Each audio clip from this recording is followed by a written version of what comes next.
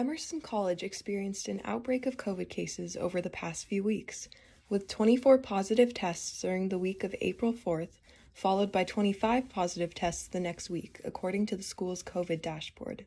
Students quarantining as close contacts or isolating with positive test results are required to stay in Paramount, Emerson's designated quarantine dorm building, for at least 10 days. Sasha Weintraub, a freshman at Emerson, said she was forced to quarantine because she was a close contact of someone who tested positive. She received multiple negative tests but was required to stay in her room for the full 10 days. She found it difficult to stay connected with people while isolated from her friends and family. It's just kind of miserable. It's just kind of sad.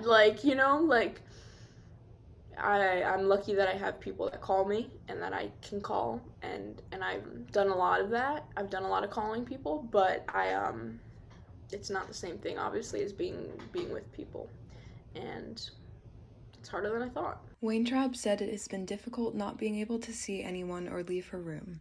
She has been talking to her mom every day on the phone and going on Zoom calls with her friends to stay connected with people.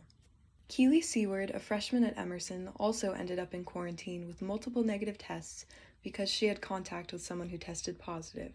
She said that one of the issues she encountered with her quarantine period was communication from Emerson staff.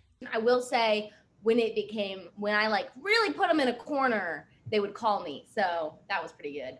The only thing that was really tragic, the communication about laundry wasn't great. Seward explained that she was told to ask for a time to do her laundry, but when she asked, staff told her that time slot was taken.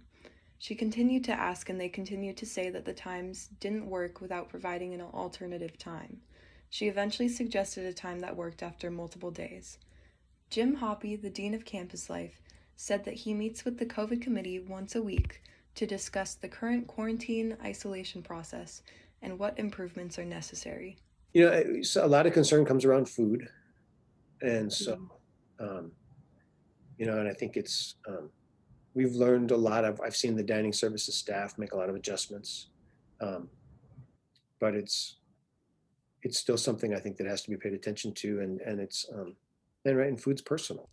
Many students have still reported rotten and moldy food accompanying their meal. Hoppy said he continues to work with the dining staff on making improvements to their pre-packed meals.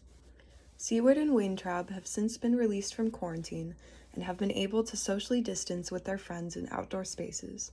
They are hopeful about the prospects of more normal college experiences in the future.